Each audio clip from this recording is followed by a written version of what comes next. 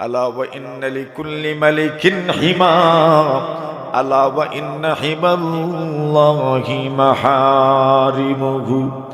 আল্লাহর নবীজি বলেন, শুনে রাখো, প্রত্যেক রাজা বাদশাহীর সংরক্ষিত এলাকা আছে। আলা ওয়া ইন্না হিমাল্লাহি মাহারিমুহু।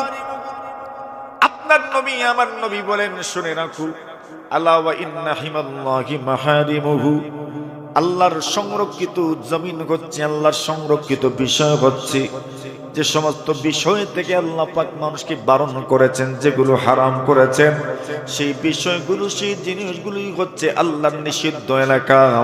এখানে প্রবেশ করতে পারবা না, এর মানে হলো বাদশাহ যে এলাকায় কাউকে প্রবেশ করতে দেয় না, নয়নসি লেখা আছে, প্রবেশাধিক প্রবেশ নিষিদ্ধ লেখা আছে। এই জায়গায় যদি কেউ প্রবেশ করতে চায়, তবে যথাযথ কর্তৃপক্ষ এই লোকটার প্রবেশের কারণে তাকে শাস্তির আওতায় নিয়ে যাওয়া হয়। আল্লাহর রাসূল বলেন, আল্লাহ যে সমস্ত বিষয় থেকে মানুষকে বারণ করেছেন, যে সমস্ত বিষয়গুলো হারাম করেছেন, ওই বিষয়গুলোর মধ্যে যদি কেউ পতিত হয়ে যায়, আল্লাহর রাসূল বলেন, শুনে রাখো, ওই মানুষটাকেও আল্লাহ তাআলার শাস্তির আওতাভুক্ত হতে হবে। নাউজুবিল্লাহ। এইবার নবীজি বলেন, আলা ওয়া ইন্না ফিল জাসাদি লামুদগা ইযা সালুহাত সালুহাল জাসাদু কুল্লুহু ওয়া ইযা ফাসাদাত ফাসাদাল জাসাদু কুল্লুহু। নবীজি বলেন, শুনে রাখো, মানুষের শরীরের মধ্যে একটা গোশতের টুকরা আছে।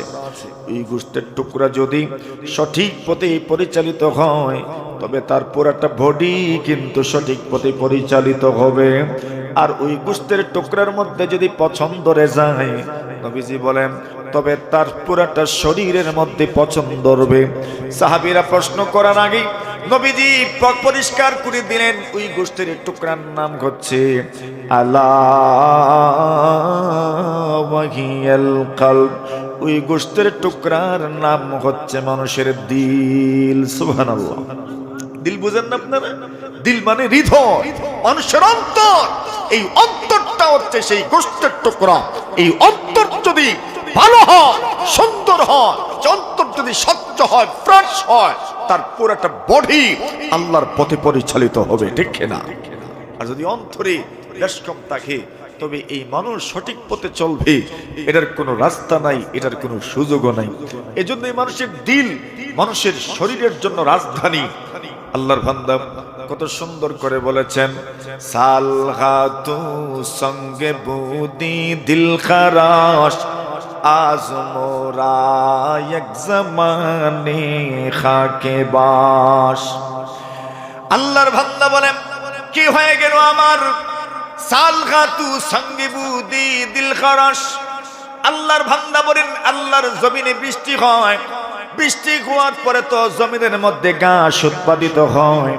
গত কয়েকদিন আগে বৃষ্টি শুরু হলো, যে জমিনের মধ্যে ঘাস ছিল না, সেই জমিনের মধ্যে ঘাস উৎপাদিত হয়েছে, নতুন করে ঘাস গজাইছে। কিন্তু আল্লাহর বান্দা বলেন, কি হয়ে গেল? কত দিন থেকে বৃষ্টি হয়, ফসল তো ধরে না, ফল তো ধরে না, ঘাসও উৎপাদিত হয় না, উদ্ভিদ জন্মায় না। আল্লাহর বান্দা জবাব দিলেন, কেমনে জন্মাবে, কেমনে জন্মাবে? বছর বছর বৃষ্টি হয়, জমিনের মধ্যে তো ফসল হয়, কিন্তু পাথরের মধ্যে সারা বছর বৃষ্টি হলেও পাথরের মধ্যে কোনো সবুজ গাছ উৎপাদিত হয় না, ঠিক কিনা? আল্লাহর বান্দা এই জন্য বলেন, এরে আল্লাহর ওয়ালি, দরবাগারা কি সুমদ সর সবজে সাম আজ মোরা। আল্লাহর বান্দা বলেন, তুমি মনে রাখো, যদি তুমি এই দুনিয়াতে কিছু দিতে চাও, দুনিয়ার মানুষকে কিছু দিতে চাও, আল্লাহর বান্দা বলেন, তুমি মাটির মতো হয়ে যাও, খাক সুতা গুলবরু রঙ রঙ। মাটি হয়ে যাও, দেখবা মাটির থেকে যত রঙের ফসল হয়, যত রঙের ফল হয়, তুমি মাটির মতো হয়ে দেখো না, আল্লাহ তাআলা তোমার মধ্যে এত সুন্দর সুন্দর গুণের সমাহার ঘটায়া দিবেন, সারা পৃথিবীর মানুষ আপনার মাধ্যমে উপকৃত হবে, ঠিক কিনা? রহমানির রহিম।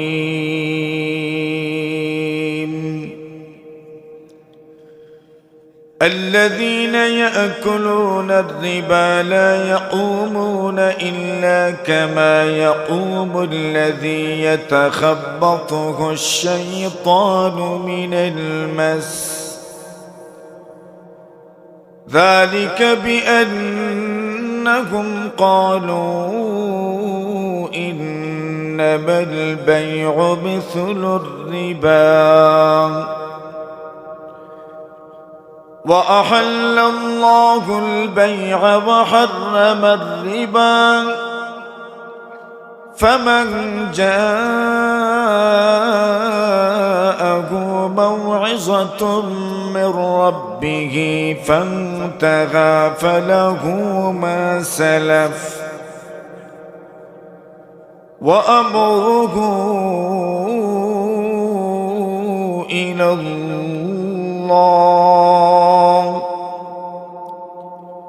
ومن عاد فأولئك أصحاب النار هم فيها خالدون. وقال رسول الله صلى الله عليه وسلم وإن العبد ليقذف اللقمة الحرام في جوفه ما يتقبل منه عمل 40 يوما وأيما امرئ نبت لحمه بالسحت أو الربا فالنار أولى به أو كما قال عليه الصلاة والسلام. آمنت بالله صدق الله مولانا العظيم وصدق رسوله النبي الكريم ونحن على ذلك لمن الشاهدين والشاكرين والذاكرين والحمد لله رب العالمين. সকলে দুরূদ শরীফ পাঠ করি। اللهم صل على محمد وعلى آل محمد كما صليت على إبراهيم وعلى آل إبراهيم إنك حميد مجيد. اللهم بارك على محمد وعلى آل محمد كما باركت على إبراهيم وعلى آل إبراهيم إنك حميد مجيد.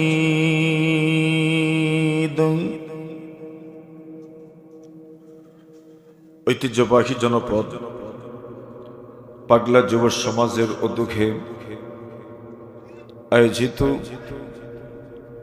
অধ্যক্ষার তৃতীয় বার্ষিক ইসলামী মহাসম্মেলনের নিহায়ত কাবিল এহতারাম জনাবে সদরে জলসা মুআজ্জাজ মুকাররম হযরত উলামায়ে কেরাম মুরব্বী সাহেবান যুবক ভাইরা পর্দানিশীন অত্যন্ত শ্রদ্ধেয় আর সম্মানিত মা ও বোনেরা, আল্লাহ পাক রব্বুল আলামিনের অসংখ্য অগণিত শুকর আদায় করছি যে মহান রব্বুল আলামিন আজকের এই ঐতিহ্যবাহী মাহফিলে প্রতিকূল আবহাওয়া উপেক্ষা করে আপনাদের মতো একদল মর্দে মুজাহিদদের রহমতি বরকতি এই শামিয়ানার নিচে বসার সুযোগ করে দিয়েছেন, তৌফিক দান করেছেন।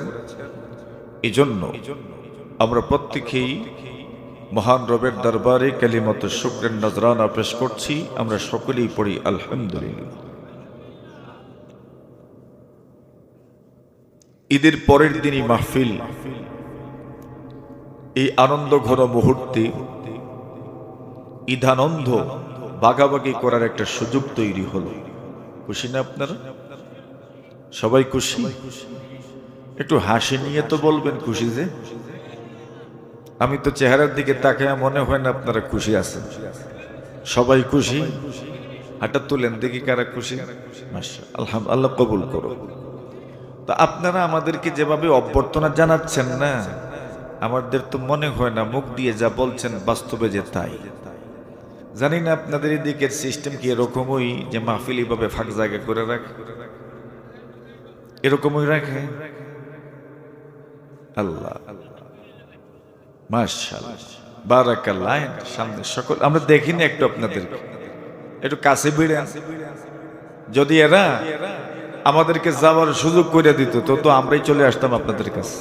আমরা তো বন্দি, এখানে সামনে দিতে পারবো না। যাদের সুযোগ আছে আপনারাই আসেন।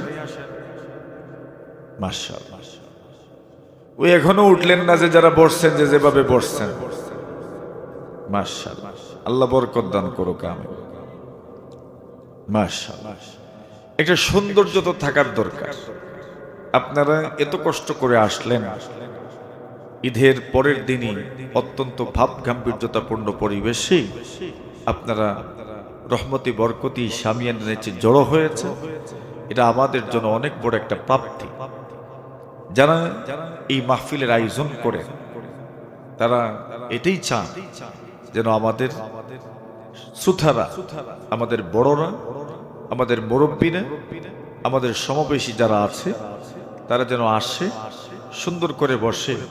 এজন্যই তো সুন্দর একটা শামিয়ানা টাঙ্গানো হয়েছে, ঠিক না বেটি? মেরে মোহতরম হাজিরিন, কর্তৃপক্ষ আমাকে একটা আলোচ্য বিষয় নির্ধারণ করে দিয়েছেন। বিষয়টা হচ্ছে সুদের ভয়াবহতা। এখন দেখেন আলোচ্য বিষয়টাও তিতা। তিতা বুঝেন না আপনারা? একটা আছে না মিঠা মিঠা আলোচনা, এই আলোচ্য পুরোটা আলোচ্য বিষয়ই তিতা আলোচনা। আলোচ্য বিষয় কি জানো? সুদের ভয়াবহতা। এখন আপনাদের সমর্থন নেওয়া দরকার। এখানে কি কথা হয় কেন?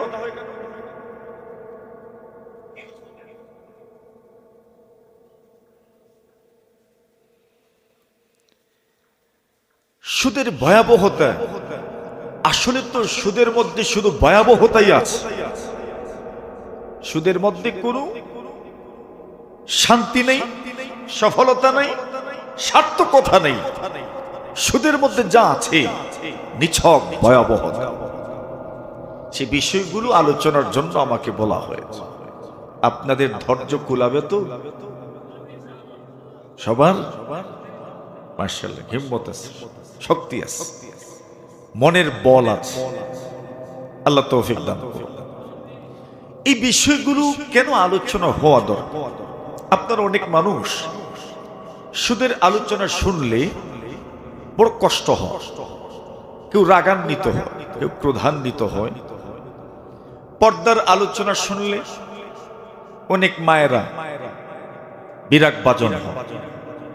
গান বাজনার কুফল নিয়ে আলোচনা হলে অনেক যুবকদের মন ভরে না। কতক্ষণ ঠিক না? কিন্তু বাস্তবতা হলো এই বিষয়গুলোর আলোচনার প্রয়োজন আছে কিনা বলে না। সুদের আলোচনার প্রয়োজন কেন? আপনাদেরকে যদি প্রশ্ন করা হয় সুদের মাধ্যমে উপার্জিত সম্পদ হারাম না হালাল, বলেন আপনারা কি ফতোয়া দিবেন? সবাই একমত?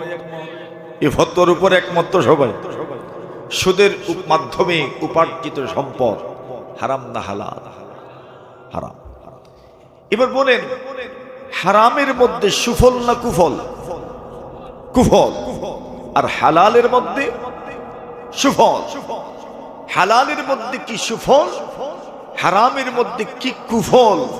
জেনারেলি সাধারণভাবে এই বিষয়টা যদি আমরা কিছু আলোচনা করি, এরপরে কোট করে সুদের ভয়াবহতা সম্পর্কে আমরা যদি আলোচনা করি, মোটামুটি বিষয়টা আমাদের বুঝে আসবে।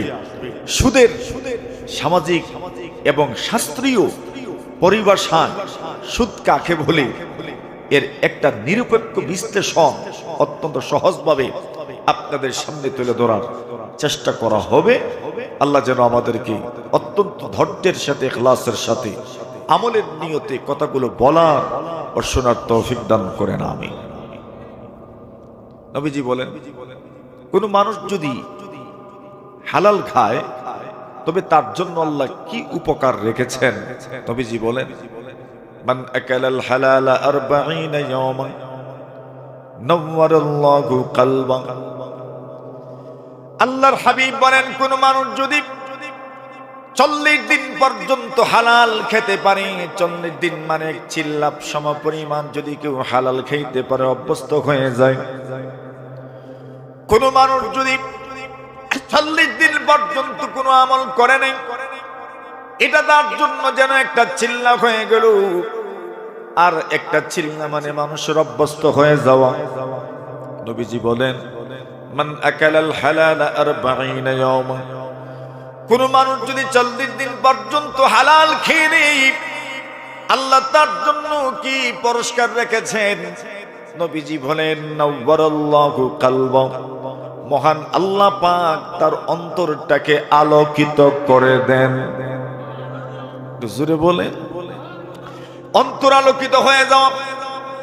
এই পৃথিবীর মধ্যে মানুষের নিয়ন্ত্রণ যার কাছে, সেই জিনিস হচ্ছে মানুষের দিল। মানুষের পুরো বডির নিয়ন্ত্রণ তার দিলের উপর। মানুষের দিল যাবনে, মানুষের মন যাবনে, মানুষের শরীর কিন্তু তাই করে। কথা বলেন ঠিক কিনা? আল্লাহর নবীজি বলেন, সাহাবীরা আমার, আলা ওয়া ইন্না ফিল জাসাদি লামুদগাত।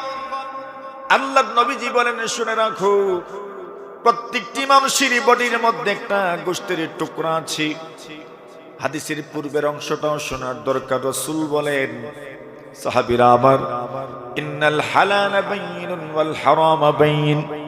নবীজি বলেন, নিশ্চয় হালাল সুস্পষ্ট, হারামও সুস্পষ্ট।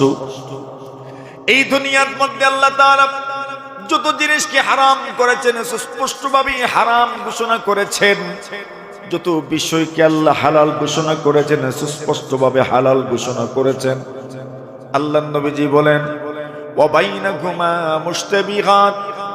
নবীজি বলেন, সুস্পষ্ট হালাল এবং সুস্পষ্ট হারামের মধ্যখানে কিছু বিষয় আছে সন্দেহযুক্ত। নবীজি বলেন, ফামানিত্তাকাশ শুবহাত ফাকাদ ইস্তাবরা লিদীনিহি ওয়া ইরদিহি। আল্লাহর নবীজি বলেন, শুধু শুধু হারাম থেকে বেঁচে যাওয়ার নাম দিনদারি নয়। নবীজি বলেন, কোন মানুষ যদি সন্দেহযুক্ত বিষয় থেকে নিজেকে বাঁচায় রাখতে পারে, মুহাম্মদুর রাসূলুল্লাহ সাল্লাল্লাহু আলাইহি ওয়াসাল্লাম বলেন, ওই লোকটা যেন তার ইজ্জত বাঁচালো, তার সম্মান বাঁচাইলো। ওই লোকটা যেন তার দিনদারি বাঁচাইলো।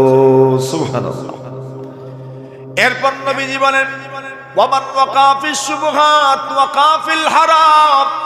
কোন মানুষ যদি সন্দেহযুক্ত বিষয়গুলোর মধ্যে পতিত হয়ে যায়, সন্দেহযুক্ত বিষয়গুলোর জালের মধ্যে যদি ফেসে যায়, আল্লাহর রাসূল বলেন, ওয়াকা ফিল হারাম, তার শেষ পরিণতিগুলো ওই লোকের মাধ্যমে হারাম কাজ সংগঠিত হয়ে যাবে। ঠিক না? যেই লোক সন্দেহযুক্ত বিষয়গুলো করতে করতে অভ্যস্ত হয়ে যায়, ওই লোকের মাধ্যমে হারাম কাজগুলো সহজ হয়ে যায়। আল্লাহর হাবিব বলেন, কারাইন ইয়ারা হাওলাল হিমাম। আল্লাহর হাবিব বলেন, উদাহরণ দিয়ে বুঝাইলেন ওই রাখালের মতো, যে রাখাল তার গরু এবং ছাগল উটগুলো কোন মানুষের সংরক্ষিত এলাকার আশেপাশে নিয়ে রাখার জন্য গেল, চড়ানোর জন্য গেল, ঘাস খাওয়ানোর জন্য গেল। মনে করেন একজন মানুষ জমিনে দান লাগায় রাখছে, এর চতুর্দিকে উন্মুক্ত জমিন আছে, উন্মুক্ত জায়গা আছে, যে জায়গার মধ্যে ঘাস আছে। এবার কোন মানুষ যদি এই সংরক্ষিত দান লাগানো জমিন, যে দানের চতুর্দিকে বেড়া আছে, সেই বেড়া দেওয়া দানের জমিনের চতুর্পার্শ্বে যে উন্মুক্ত জমিন আছে, ওই জমিনের মধ্যে যদি কেউ গরু এবং ছাগল বা উট বা মহিষ ছড়ায়, তাহলে বলেন না কোন গরু বা উট বা মহিষ ওই সংরক্ষিত দানের জমিনেও মুখ দেওয়ার সম্ভাবনা আছে না নাই?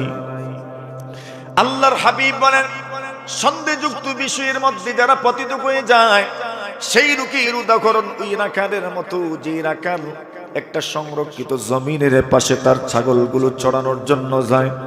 আল্লাহর রাসূল বলেন, ইউশিকু আইয়াকিয়াহু, সম্ভাবনা আছে ওই লোকটা ওই জমিনের দানের মধ্যে তার গরু চলে যেতে পারে। নবীজি বলেন, শুনে রাখো সাহাবীরা আমার, যে লোকটা সন্দেহযুক্ত বিষয়ের মধ্যে পতিত হয়ে যায়, ওই লোকের মাধ্যমে হারাম কাজ করাও সম্ভব হয়ে যায়। আল্লাহর হাবিব বলেন, শুনে রাখো, আলা ওয়া ইন্না লিকুল্লি মালিকিন হিমা, আলা ওয়া ইন্না হিমাল্লাহি মাহারিমুহু। আল্লাহর নবীজি বলেন, শুনে রাখো, প্রত্যেক রাজা বাদশাহীর সংরক্ষিত এলাকা আছে। আলা ওয়া ইন্না হিমাল্লাহি মাহারিমুহু। আপনার নবী আমার নবী বলেন, শুনে রাখো, আলা ওয়া ইন্না হিমাল্লাহি মাহারিমুহু। আল্লাহর সংরক্ষিত জমিন হচ্ছে, আল্লাহর সংরক্ষিত বিষয় হচ্ছে যে সমস্ত বিষয় থেকে আল্লাহ পাক মানুষকে বারণ করেছেন, যেগুলো হারাম করেছেন, সেই বিষয়গুলো, সেই জিনিসগুলোই হচ্ছে আল্লাহর নিষিদ্ধ এলাকা।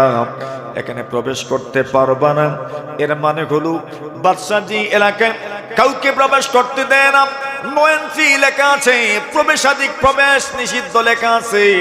এই জায়গায় যদি কেউ প্রবেশ করতে চায়, তবে যথাযথ কর্তৃপক্ষ এই লোকটার প্রবেশের কারণে তাকে শাস্তির আওতায় নিয়ে যাওয়া হয়। আল্লাহর রাসূল বলেন, আল্লাহ যে সমস্ত বিষয় থেকে মানুষকে বারণ করেছেন, যে সমস্ত বিষয়গুলো হারাম করেছেন, ওই বিষয়গুলোর মধ্যে যদি কেউ পতিত হয়ে যায়, আল্লাহর রাসূল বলেন, শুনে রাখো, ওই মানুষটাকেও আল্লাহ তাআলার শাস্তির আওতাভুক্ত হতে হবে। নাউজুবিল্লাহ। এইবার নবীজি বলেন, আলা ওয়া ইন্না ফিল জাসাদি লামুদগা, ইযা সালুহাত সালুহাল জাসাদু কুল্লুহু ওয়া ইযা ফাসাদাত ফাসাদাল জাসাদু কুল্লুহু। নবীজি বলেন, শুনে রাখো, মানুষের শরীরের মধ্যে একটা গোশতের টুকরা আছে। এই গোশতের টুকরা যদি সঠিক পথে পরিচালিত হয়, তবে তার পুরোটা বডি কিন্তু সঠিক পথে পরিচালিত হবে। আর ওই গোশতের টুকরার মধ্যে যদি পছন্দ রে যায়, নবীজি বলেন, তবে তার পুরাটা শরীরের মধ্যে পছন্দ হবে। সাহাবীরা প্রশ্ন করার আগে নবীজি পরিষ্কার করে দিলেন, ওই গোশতের টুকরার নাম হচ্ছে আলা ওয়াহিয়াল কলব। ওই গোশতের টুকরার নাম হচ্ছে মানুষের দিল। সুবহানাল্লাহ। দিল বুঝেন না আপনারা? দিল মানে হৃদয়, মানুষের অন্তর। এই অন্তরটা হচ্ছে সেই গোশতের টুকরা। এই অন্তর যদি ভালো হয়, সুন্দর হয়, অন্তর যদি স্বচ্ছ হয়, ফ্রেশ হয়, তার পুরোটা বডি আল্লাহর পথে পরিচালিত হবে, ঠিক না? আর যদি অন্তরে বেশকম থাকে, তবে এই মানুষ সঠিক পথে চলবে, এটার কোনো রাস্তা নাই, এটার কোনো সুযোগও নাই। এজন্য এই মানুষের দিল মানুষের শরীরের জন্য রাজধানী। আল্লাহর বান্দা কত সুন্দর করে বলেছেন, সালহাতু সঙ্গে বুদি দিল খারাশ, আজ মোরা এক জামানে খাকে বাস। আল্লাহর বান্দা বলেন, কি হয়ে গেল আমার? সালহাতু সঙ্গে বুদি দিল খারাশ। আল্লাহর বান্দা বলেন, আল্লাহর জমিনে বৃষ্টি হয়, বৃষ্টি হওয়ার পরে তো জমিনের মধ্যে ঘাস উৎপাদিত হয়। গত কয়েকদিন আগে বৃষ্টি শুরু হলো, যে জমিনের মধ্যে ঘাস ছিল না, সেই জমিনের মধ্যে ঘাস উৎপাদিত হয়েছে, নতুন করে ঘাস গজাইছে। কিন্তু আল্লাহর বান্দা বলেন, কি হয়ে গেল? কতদিন থেকে বৃষ্টি হয়, ফসল তো ধরে না, ফল তো ধরে না, ঘাসও উৎপাদিত হয় না, উদ্ভিদ জন্মায় না। আল্লাহর বান্দা জবাব দিলেন, কেমনে জন্মাবে, কেমনে জন্মাবে? বছর বছর বৃষ্টি হয়, জমিনের মধ্যে তো ফসল হয়, কিন্তু পাথরের মধ্যে সারা বছর বৃষ্টি হলেও পাথরের মধ্যে কোনো সবুজ গাছ উৎপাদিত হয় না, ঠিক কিনা? আল্লাহর বান্দা এই জন্য বলেন, এরে আল্লাহর ওয়ালি, در بغارا کی شود সর সবজ সাং আজ মোরা। আল্লাহর বান্দা বলেন তুমি মনে রাখো, যদি তুমি এই দুনিয়াতে কিছু দিতে চাও, দুনিয়ার মানুষকে কিছু দিতে চাও, আল্লাহর বান্দা বলেন তুমি মাটির মতো হয়ে যাও। খাক সুতা গুলবরু রঙ রং, মাটি হয়ে যাও। দেখবা মাটির থেকে যত রঙের ফসল হয়, যত রঙের ফল হয়, তুমি মাটির মতো হয়ে দেখো না। আল্লাহ তাআলা তোমার মধ্যে এত সুন্দর সুন্দর গুণের সমাহার ঘটায়া দিবেন, সারা পৃথিবীর মানুষ আপনার মাধ্যমে উপকৃত হবে, ঠিক কিনা? কিন্তু পাথর দিলের মানুষ যদি হও, তবে তোমার মাধ্যমে সমাজের কেউ উপকৃত হবে না। নবীজি বলছেন যদি কোনো মানুষ হালাল খায়, তার প্রথম লাভটা হচ্ছে নব্বরাল্লাহু কালবা, আল্লাহ তার অন্তরটাকে আলোকিত করে দিবেন। সুবহানাল্লাহ। 2 নম্বর বলেন ওয়া আজরা ইয়ানাবিয়াল হিকমাতি মিন কলবিহি আলা লিসানি।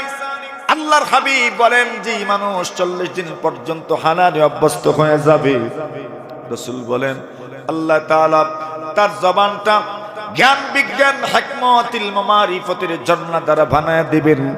নদী দিয়ে ঝর্ণা দিয়ে যেমন ভাবে পানি প্রবাহিত হয়, আল্লাহর রাসূল বলছেন ওই মানুষের অন্তরটা পরিষ্কার হয়ে যাওয়ার কারণে আল্লাহ তার জবান থেকে ইলম মারিফতের কথা বের করবেন। সুবহানাল্লাহ।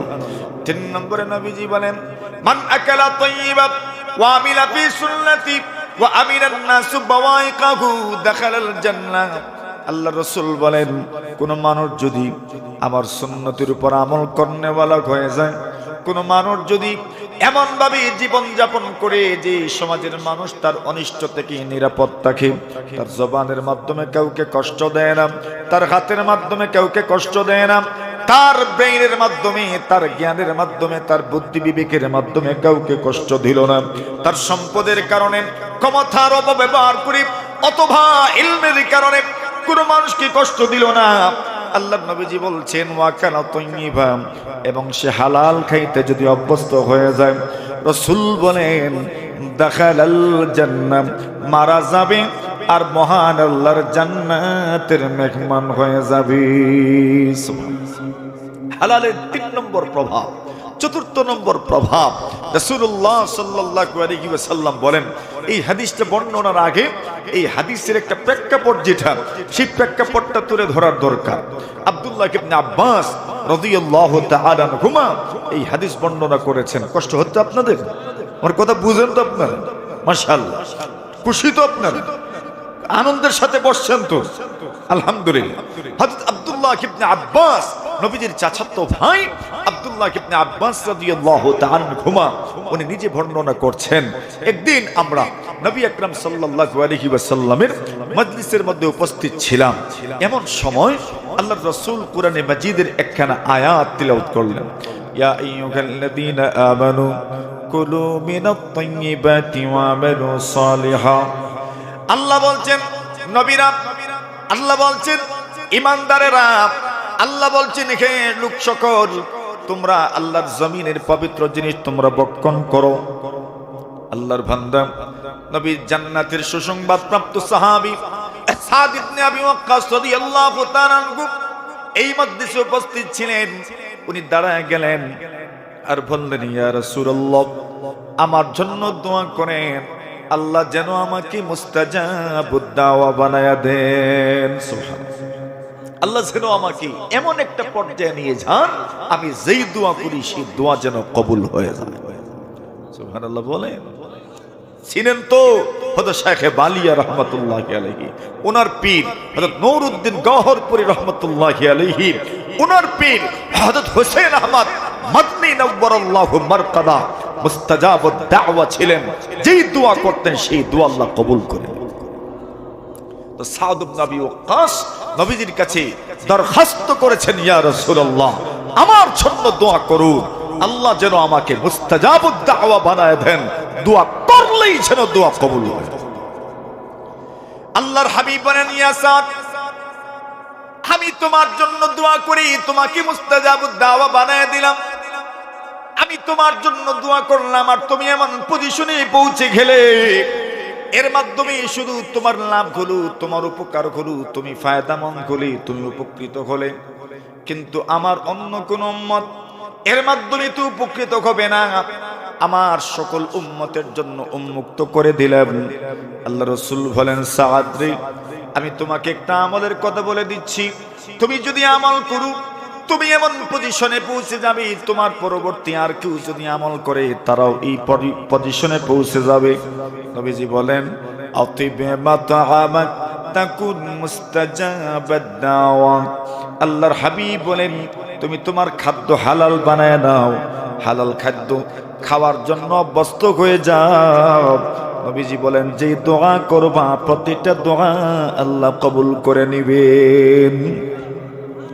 এরপর নবীজি বলছেন হারামের কুফল কি, ওয়া ইন্নাল আবদা লা ইয়াকদিফুল লুকমাতাল হারামা ফি জাওফি মা ইউতাকাব্বালু মিনহু আমালু 40 ইয়াওমান।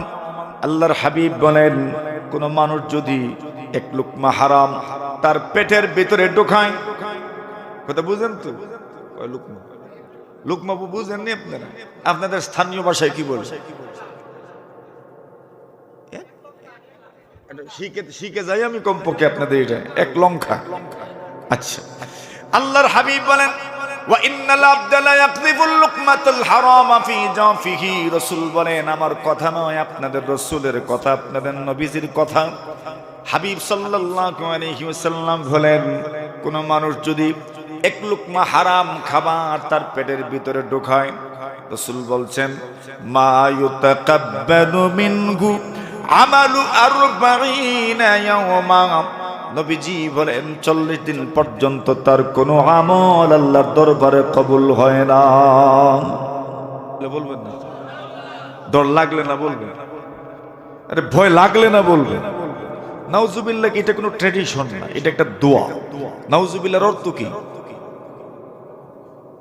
হুজুর? আমি ওদের কাছে জানি না। আমরা যে নাউজুবিল্লাহ কি অর্থ, নাউজুবিল্লাহ আমরা যে বলি না, কেন বলি না? বুঝলে না বলতাম। নাউজুবিল্লাহ মানে আল্লাহ তাআলার কাছে আমরা আশ্রয় প্রার্থনা করি। আল্লাহ তাআলার কাছে আশ্রয় প্রার্থনা করি মানে আল্লাহ যেন এমন গুনাহ থেকে আমাদেরকে বাঁচান। সুবহানাল্লাহ, এটা দোয়া। এখন বলেন, বলবেন না?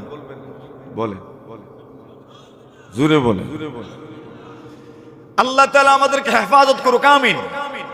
আল্লাহর হাবিব বলেন, ওয়া ইন্নাল আবদা লা ইয়াকযিফুল লুকমাতাল হারামা ফি জাওফিহি। কোন মানুষ যদি তার কলবে, তার ভিতরে, তার পেটের ভিতরে এক লুকমা হারাম ঢোকায়, নবীজি বলেন 40 দিন পর্যন্ত তার কোনো আমল মহান আল্লাহর দরবারে কবুল হয় না। এখন মনে করেন, কোন মানুষ যদি সুদের মাধ্যমে উপার্জিত টাকার মাধ্যমে বাজার থেকে একটা মাছ কিনে নিল, এক বস্তা চাউল কিনে নিল, কয়েক কেজি ডাউল কিনে নিল, কয়েক কেজি চানা কিনে নিল, আর ওই ব্যক্তি ওই মাছের থেকে এক টুকরা মাছ অথবা একটু ডাল অথবা একটু চাল যদি খায়, নবীজির কথা মতো 40 দিন পর্যন্ত তার কোনো আমল মহান আল্লাহর দরবারে কবুল হবে। জোরে বলেন। এখন মনে করেন, আল্লাহর কোন ভাল্লা বান্দি যদি রমজানের আগে আল্লাহ না করুক, আল্লাহ না করুক, আল্লাহ তাআলা না করুক, কোন মানুষ যদি অজ্ঞতাবশত, কোন মানুষ যদি মনের অজান্তে, কোন মানুষ যদি না বুঝে না শুনে রমজানের পূর্ব মুহূর্তে যদি এক লুকমা হারাম খেয়ে নিতে পারেন, তবে তো রমজান আর কয়দিনের, ওই 30 দিনের রোজা, 1-2 দিন, 3 দিন, 4 দিন, 5 দিন, 6 দিন, 7 দিন আগে যদি কেউ এক লুকমা হারাম তার পেটের ভিতরে ঢুকায় নেয়, তবে তার রোজা, তার তারাবি, তার ইফতার, তার সাহরি, তার নামাজ, তার তাহাজ্জুদ সব কবুল হয়ে গেল তো। হ্যাঁ, নবীজি বলেন, ওয়া ইন্নাল আবদা লা ইয়াকযিফুল লুকমাতাল হারামা ফি জাওফি মা ইউতাকাব্বালু মিনহু আমালু 40 ইয়াওমা। এরপর নবীজি বলেন, ওয়া আইয়ুমা আমরিইন নাবাতা লাহমুহু বিসসুহতি আবির রিবা ফান্নারু আওলা বিহি। হাদিসে এসেছে, এই জন্য বলে দিচ্ছি আমরা পরকালীন শাস্তি কেমন হবে আমরা আরো বলবো ইনশাআল্লাহ। আল্লাহর হাবিব বলেন, ওয়া ইন্নাল আল্লাহর হাবিব বলেন ওয়া আইয়ুমা আমরিইন নাবাতা লাহমুহু বিসুহতি আবির রিবা, কোন মানুষের শরীরের গোশত যদি হারামের মাধ্যমে, সুদের মাধ্যমে, ঘুষের মাধ্যমে অথবা হারাম পন্থায় উপার্জিত সম্পদের মাধ্যমে তার শরীরের গোশত যদি বাড়ে, নবীজি বলেন ওই শরীরের গোশতের জন্য জাহান্নামের আগুন বেশি উপযোগী। নাউজুবিল্লাহ। এই শরীরের গোশতের জন্য কোন আগুন উপযোগী? জাহান্নামের আগুন এই শরীরের গোশতের জন্য সবচেয়ে উপযোগী। কেন? বলে এই শরীর জাহান্নামের জন্য বেশি উপযোগী। গোশত বেড়েছে হারামের মাধ্যমে, সুদের মাধ্যমে। আসুন, সুদ কাকে বলে শাস্ত্রীয় ভাষায় না বলে আমরা মোটামুটি একটা উদাহরণের মাধ্যমে সুদটা বুঝে নেওয়ার চেষ্টা করি। মনে রাখবেন, আমাদের সমাজে অনেক ধরনের সুদ আছে, তবে দুই ধরনের সুদ বেশি প্রসিদ্ধ। একটা সুদ হচ্ছে যেটা কর্জের মাধ্যমে, ঋণের মাধ্যমে সুদ হয়, এটা এক ধরনের সুদ, মহাজনের সুদ বলে। আর আরেক ধরনের সুদ আছে যে সুদটা আমাদের সমাজে কমার্শিয়াল সুদ নামে পরিচিত।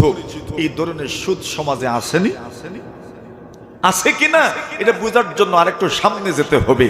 এখন আসেন, সুদ হয় কেমনে, কর্জের মাধ্যমে কিভাবে সুদ হয়, সেই বিষয়টা মাত্র কয়েক মিনিটের ভিতরে আমরা আলোচনা করি। এর সাথে একটা বিষয় এখানে আমরা যুক্ত করব, যে ঋণ দিলে, কর্জ দিলে কি পরিমাণ লাভ হয়, এই ব্যাপারটাও আমরা আলোচনা করব ইনশাআল্লাহ।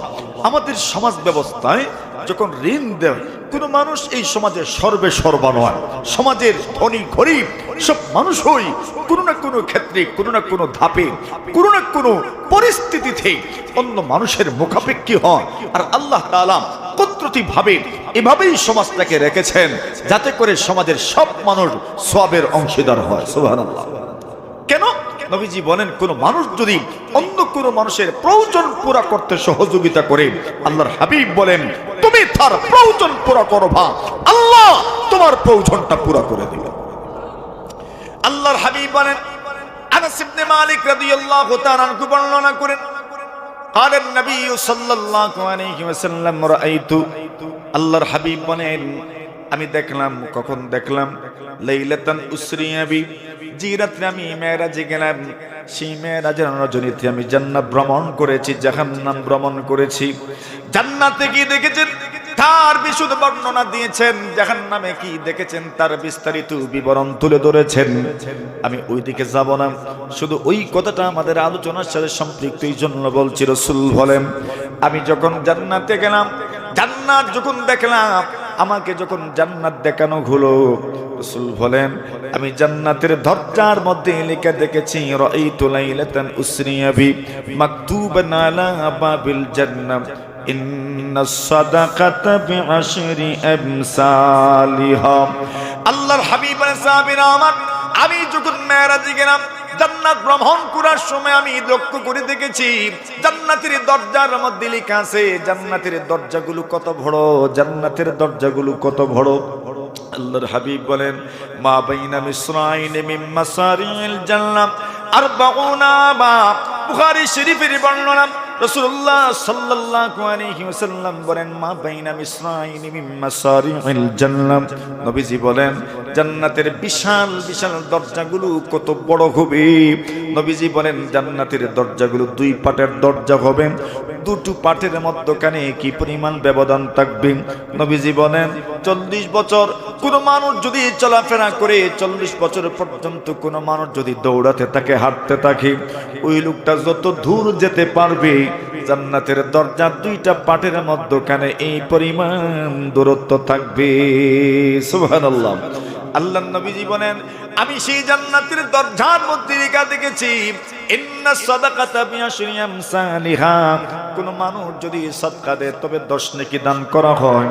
ওয়া ইন্নাল কারযা বি8, আর কোন মানুষ যদি ঋণ দিতে পারে, ঋণ দিতে পারে, হে ধনী ভাইরা আমার, বাবারা আমার, নবীজি বলেন ওয়া ইন্নাল কারযা বি8, আল্লাহর কোন বান্দা বান্দি যদি ঋণ দিতে পারে, সুদবিহীন যদি ঋণ দিতে পারে, কোনো বেনিফিট না নিয়ে ঋণ দিতে পারেন, কোনো মুনাফা না নিয়ে যদি ঋণ দিতে পারেন, নবীজি বলেন আল্লাহ তাআলা তার আমলনামায় পুরা 18টা নেকি দান করে দিবেন।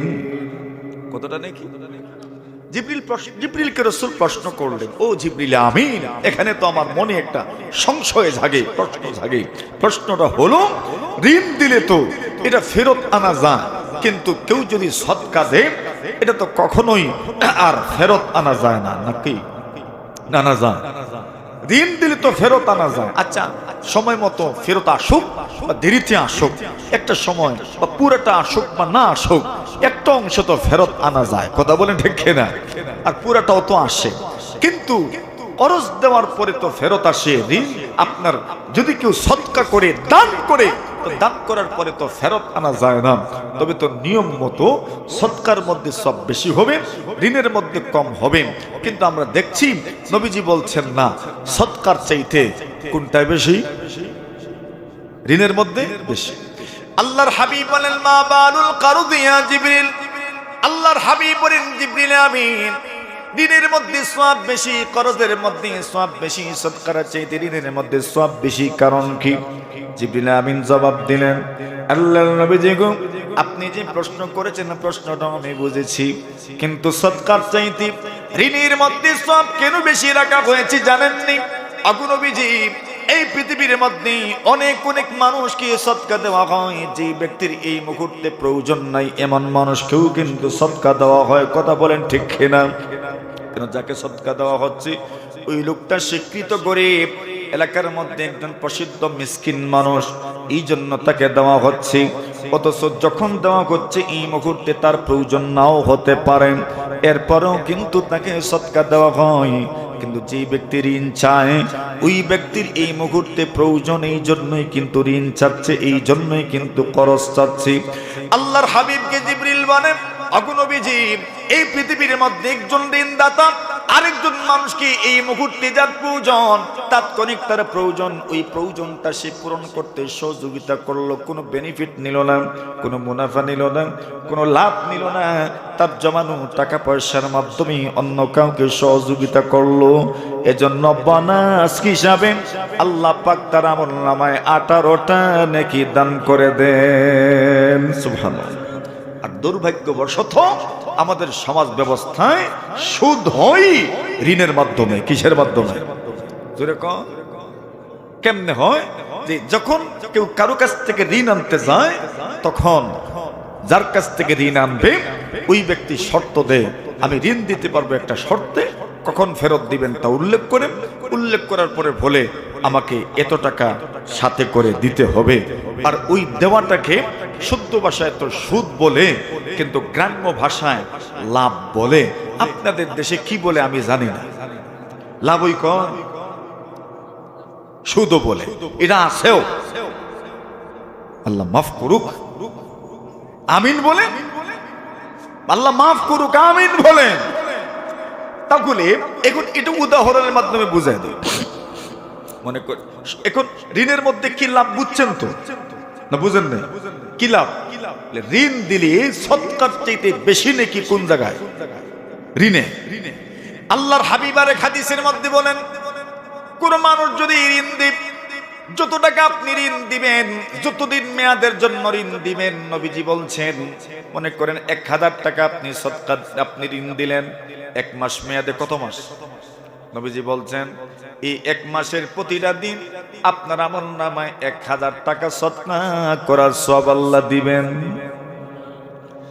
অনেক মানুষ যে টাইমের জন্য ঋণ নেই ওই টাইমে পরিশোধ করতে পারে না, সময় বর্ধিত করতে হয়। আল্লাহ জানায় দিলেন, ধনীরা যদি ওই লোকটা গরিব হয়, সত্যি যদি ঋণ পরিশোধ করতে ব্যর্থ হয়, ফানাজিরাতুন ইলা মাইসারা, তবে তাকে ঋণ পরিশোধ করার সক্ষমতা অর্জন করার পর্যন্ত তাকে তুমি সময় দাও। সুবহানাল্লাহ। আল্লাহর নবী বলেন, এবার যে আপনি সময়টুকু দিবেন, সময় বাড়ায়া দিলেন, আপনার কি লাভ? আল্লাহর হাবিব বলেন, এতদিন পর্যন্ত 1000 টাকা সদকা করার সওয়াব দেওয়া হয়েছিল, যত দিন সময় বাড়ায় দিবেন ওই দিনগুলোতে আল্লাহ তাআলা 2000 সদকা করার সওয়াব আল্লাহ আপনার আমলনামায় দিবেন। মানে ডাবল সদকা করার সব আল্লাহ আপনারা আমলনামায় দিবেন। আচ্ছা এখন আসেন আর ওই ঋণের মাধ্যমে সুদ হন। যেমন 1000 টাকা কেউ ঋণ নিল আর একজন ঋণ দিল, যে ঋণ আনছেন স্পষ্ট করেছেন আমি তোমাকে প্রত্যেক মাসে 200 টাকা করে সুদ দিব। যে ব্যক্তি ঋণ দিচ্ছে সেও স্পষ্ট করেছে তোমাকে প্রতি মাসে 200 টাকা করে সুদ দিতে হবে। বলেন আছে কি নাই? আছে। এটার নাম সুদ। এটার নাম কি? সুদ। আল্লাহর হাবিব বলেন এই যে সুদ আছে, এই সুদ এমন সুদ যে সুদ চক্র হারে বাড়ে, দিন দিন বাড়তে থাকে, বাড়তে থাকে, বাড়তে থাকে। কেমন ভাবে বাড়ে? মনে করেন সুদখোর প্রতি মাসে 200 নিবি, 1000 ঋণ দিল প্রতি মাসে কত? এর মানে আপনি 1 মাস পরে যদি আদায় করতে পারেন 1000 দিবেন, সাথে লাভ দিবেন 200। যদি এই মাসে পারেন না কোনো অসুবিধা নাই, পরের মাসে দিন, তবে দিতে হবে আরো কত? 200। কত হইছে এখন? 400। যদি 2 নম্বর মাসে পারো না, 3 নম্বর মাসে পরিশোধ করবেন, সাথে দিবেন আরো কত? 200। কত হইছে এখন? 600। যদি 3 নম্বর মাসে পারো না, 4 নম্বর মাসে দিবেন, সাথে দিবেন আরো কত? কত হইছে? যদি 4 নম্বর মাসে পারো না, 5 নম্বর মাসে পরিশোধ করবা, সাথে দিবা আরো কত? কত হইছে? এখন কি হইছে? ওইটাকে কি বলে আপনাদের দেশে? ঋণ ছিল কত, সুদ হইছে কত? এটার নাম সমান সমান। এটার নাম কি? সমান সমান। ঠিক আছে তো? এখন সুদখোর যারা, এদের এখানে একটা নিয়ম আছে। নিয়মটা হলো যখন লাভ মূল পুঁজির সমান হয়ে যাবে, এটা কথার কথা, তখন ওই লাভটাকেও মূল পুঁজির সাথে যুক্ত করা হবে। এখন মূল পুঁজি ছিল 200, 1000 মাসের সুদ ছিল কত? এখন মূল পুঁজি 5 মাস পরে মূল পুঁজি কত? এখন আপনারা কোন সুদ দিত কত? বিচার ইনসাফ আছে? আরে ইনসাফ আছে তো, আছে গতি তো কইছেন 400 দিতে হইব। 1000 তো ছিল সুদ আপনার ঋণ, 1000 ঋণই মাসিক সুদ 200। এবার যখন লাভ আরো 1000 মূল পুঁজির সাথে যুক্ত হয়ে গেল, এবার মূল পুঁজি হইল 2000। তবে 2000 এ সুদ কত হইতো? 400। বুঝে রেখে 5 নম্বর মাসে পারলেন না, আপনি 6 মাসের মধ্যে দিবেন, আপনাকে দিতে হবে কত?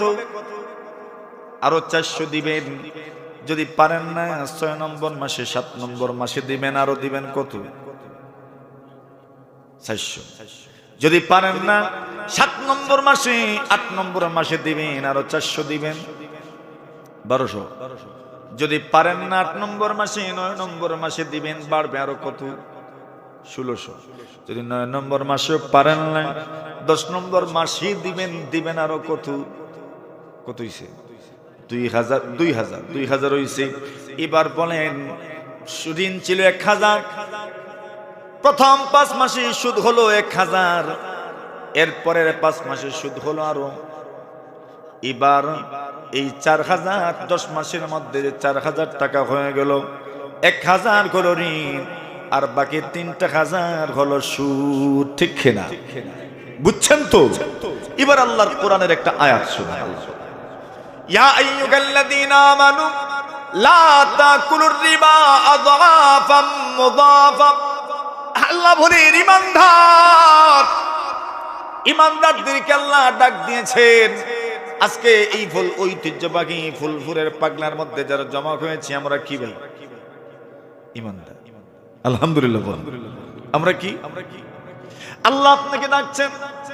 আমার বাড়িতে আপনার বাড়িতে যে মা বোনেরা আছেন তাদেরকে আল্লাহ ডাকছেন, সকল ইমানদারদেরকে আল্লাহ ডাকছেন আর বলছেন ইয়া আইয়ুহাল্লাযীনা আমানু।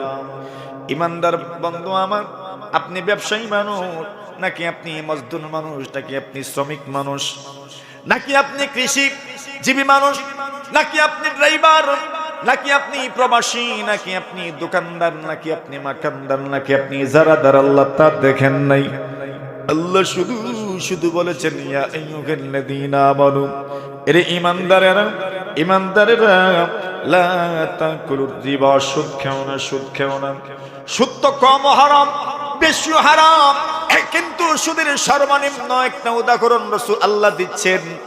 সুদের সবচেয়ে নিকৃষ্টতম একটা বিষয় হচ্ছে এমন সুদ, যে সুদটা চক্রহারে বাড়ে, চক্রহারে বাড়ে, চক্রহারে বাড়ে, মানে সময় যায় যত যায় তত সুদ বাড়ে, যত যায় তত সুদ বাড়ে, যত যায় তত সুদ বাড়ে, বাড়তে বাড়তে বাড়তে বাড়তে কেমন হয় আল্লাহ বলছেন না, কখনো কখনো ডাবল হয়ে যায়, কখনো কখনো 2 ডাবল, কখনো কখনো 3 ডাবল, কখনো কখনো 7 ডাবল 5 ডাবল পর্যন্ত হয়ে যায়।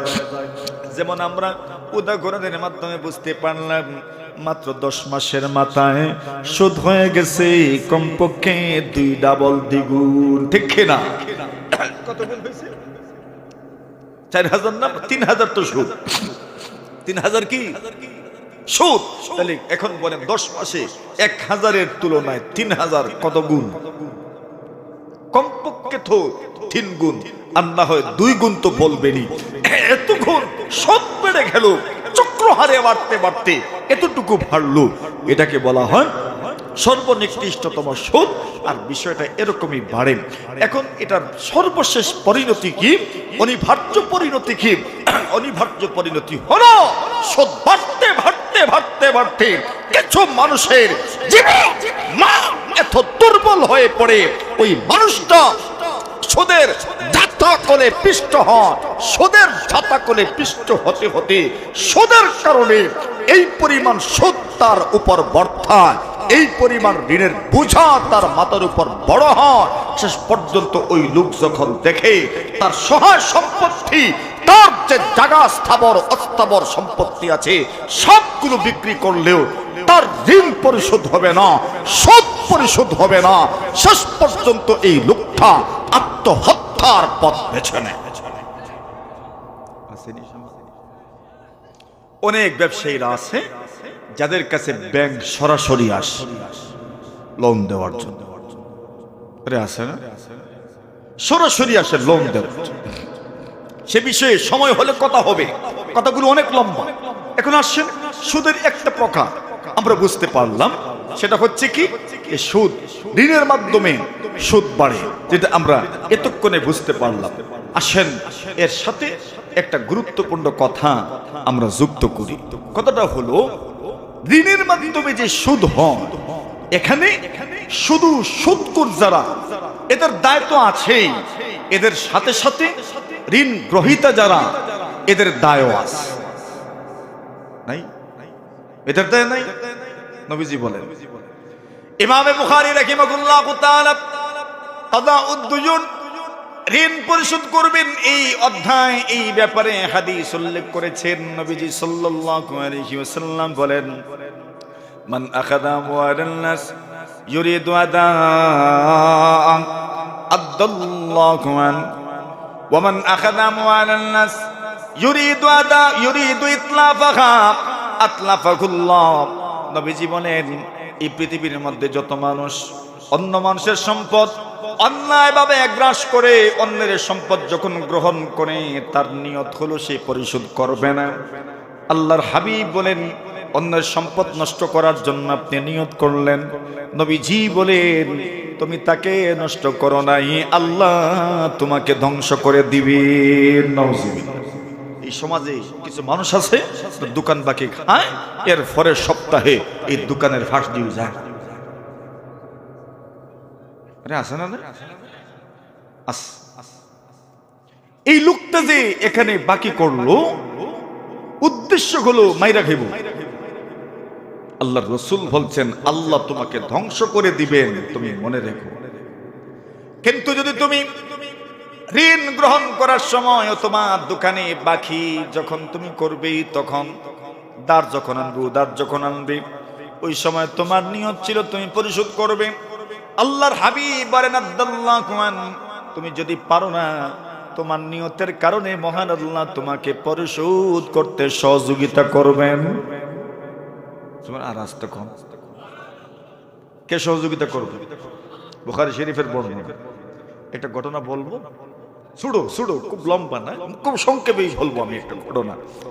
যে কেউ যদি ঋণ পরিশোধ করার নিয়ত করে আল্লাহ যে তাকে সহযোগিতা করেন। ইমাম বুখারী আলাইহির রাহমা বুখারী শরীফের মধ্যে অনেক জায়গায় এই হাদিস খানা উল্লেখ করেছেন। আল্লাহর হাবিব সাল্লাল্লাহু আলাইহি ওয়াসাল্লাম বলেন, বনি ইসরাইলে একজন ধনাঢ্য ব্যক্তি, খুব ধনী মানুষ, মানুষকে ঋণ দিত, মানুষ তার কাছ থেকে ঋণ গ্রহণ করার জন্য যেত, ঋণ গ্রহণ করত। এখন আর ওই সমাজে একজন মানুষ চিনে, বড় সৎ মানুষ, হঠাৎ করে বিপদগ্রস্ত হলেন, তার কিছু নগদ টাকার দরকার, প্রায় 1000 দিনার। আর 1000 দিনারের মানি এক্সচেঞ্জে যদি আমরা কারেন্সি মুদ্রা বিনিময় করি, তাহলে বর্তমান দুনিয়ার হিসাব করলে প্রায় কয়েক কোটি টাকা।